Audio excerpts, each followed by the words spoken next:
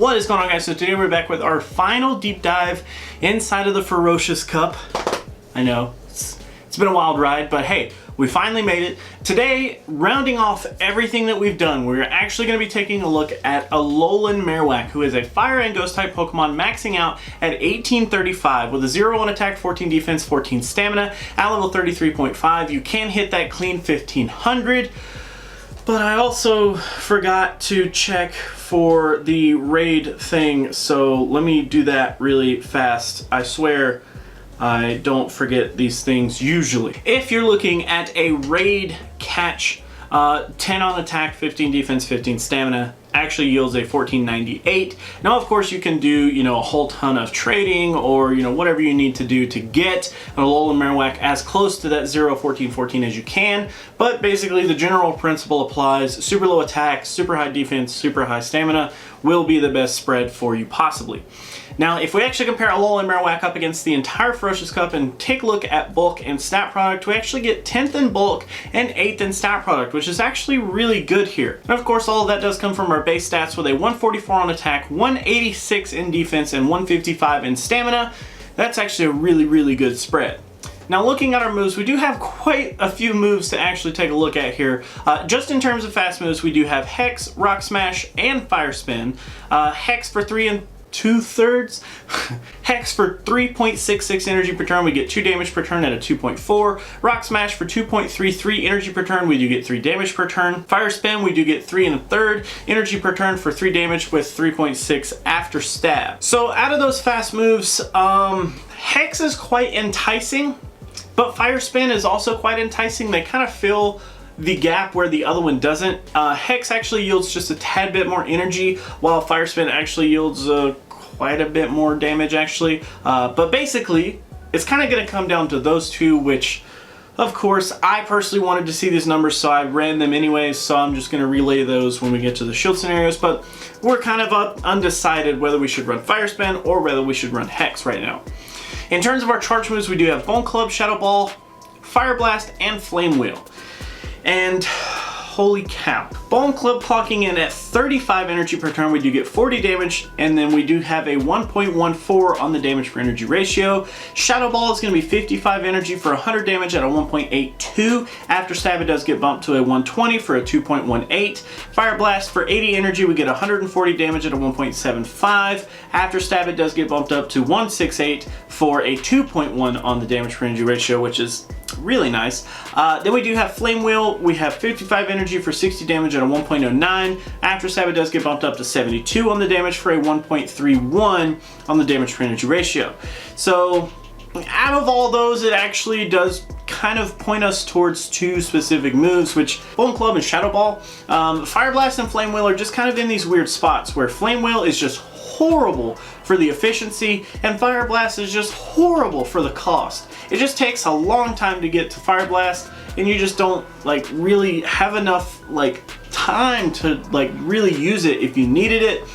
And Flame Wheel is just bad. It's just really bad. So Bone Club and Shadow Ball do make a ton of sense here, which actually kind of carries us into our shield scenarios where we're going to take a look at Hex versus Fire Spin.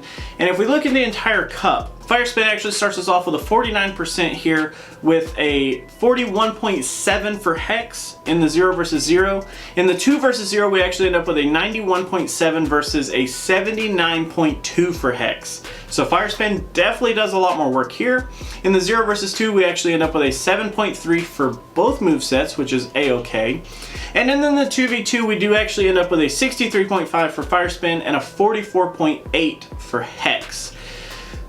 So that's actually pretty interesting. If we average all those together, Fire Spin definitely does come out on top with a 52.875, while Hex only clocks in at a 43.25. So Fire Spin definitely is doing a ton more work, and it kind of carries over into the meta here as well. So let's actually take a look there. The 0 versus 0, we actually end up with a 52.2, while Hex actually ends up with a 34.8.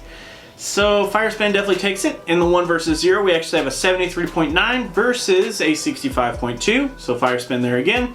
The 0 versus 1 is actually a 21.7 for Fire Spin, which is actually extremely impressive. And then Hex clocks in at an 8.7. Very respectable still at 8.7, but still just not quite keeping up with Fire Spin.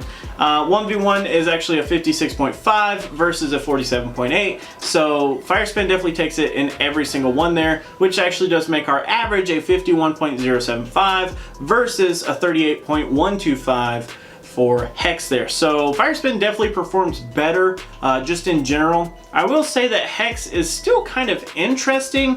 It just unfortunately, it just doesn't like clock in as well as it could. And I think that just kind of comes back to there being a ton of normal types out there. The normal typing is quite abundant, and even inside the meta, there is quite a few normal types that we have to watch out for. And I think if we just run a ghost type fast move, it starts to put us behind right out of the gate. And unfortunately, we would then have a ghost type move in our charge move area, so we basically rely on Bone Club, and Bone Club is not very efficient in the slightest. So it definitely starts to put us behind right out of the gate, and we're basically uphill battling for the rest of the match. So with Fire Spin, Bone Club, and Shadow Ball as our preferred moveset here, let's actually take a look at that 1v1 shield scenario, the 56.5 here. Inside of the wins and the losses, let's actually take a look at these. Donphan with counter starts off our wins with Nidoking, Sandslash, Nidoqueen, Donphan with Charm, Alolan Ninetales, Granbull, Shelgon, Minun, Raichu, Piloswine, Delcatty, and Lairon actually clocking out our wins there. In terms of our losses, we do of course have a tie up against ourselves, but then we actually move into Aggron, Linoon, Skuntank, Alolan Raticate, Lickitung, Suicune, Bibarel, Umbreon, and Vaporeon rounding out our losses there. So out of those losses, there's some pretty obvious ones here. So Vaporeon, Suicune, Bibarel, all those make quite a bit of sense. Umbreon, unfortunately, yeah, our biggest move to actually combat the Umbreon would be Shadow Ball, but it's going to be resisted, so we do have a big problem there. Alolan Raticate actually has an insane resistance towards the Ghost type move, so pretty big deal there. Skuntank, not as bad, but kind of shows the lack of power that Bone Club has. Like if Skuntank can still end up beating us, because we basically only have that one move to do super effective damage to it. Linoon is just an insanely fast little thing, and Aggron actually beats out Lairon in this situation. Lairon actually is a win for Alolan Marowak, where it is not the case for Aggron, which is usually not the case. We usually lose to the higher evolution because of the stat distribution, but it's quite interesting there. So if we actually pick through those matchups and we actually take a look at if we could basically put them into categories and pick a Pokemon to help us do really well up against those, I definitely would say that Vaporeon, Suicune, and Bibarel are a pretty big category here, and that's basically just the water typing.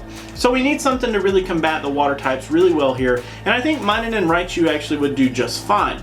Basically, any electric type Pokemon is going to do good, but not necessarily any Pokemon that has an electric type move, because Aggron actually could carry Thunder, and it is a preferred move on Aggron, but it doesn't necessarily do amazing up against the water types. It would definitely be more safe to run something like Minun or Raichu. Then we actually have those dark types like Umbreon, Raticate, and Skuntank.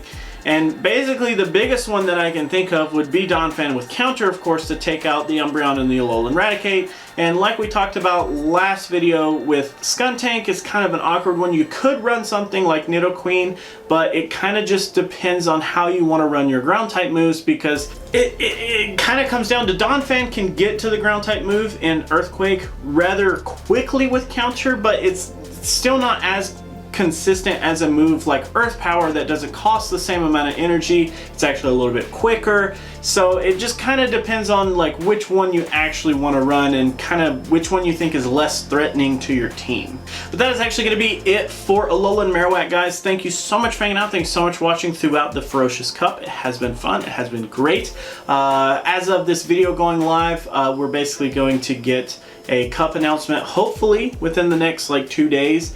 Today should be the 15th, and we should have the 16th and 17th should be the announcement. So starting on the 18th, we will do our first deep dive into the next cup. I don't know exactly what I'm going to do because there's going to be a little bit of change on the channel, and I'll make a video talking a little bit about that. So I'll detail more about that in that video. But either way, that is actually going to be it for this video, guys. Thank you so much again. Thanks so much for hanging out. Always remember, if you want to jump into the Discord to vote for the deep dives for the next cup, please do so. It's super simple, super easy. If you need any help, you can literally @ me, and I will definitely help you. But that is actually going to be it. Thank you, guys. I will see you.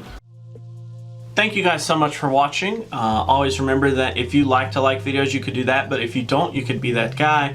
Otherwise, let me know what you have to say down in the comments below about the video. I do highly appreciate you guys watching.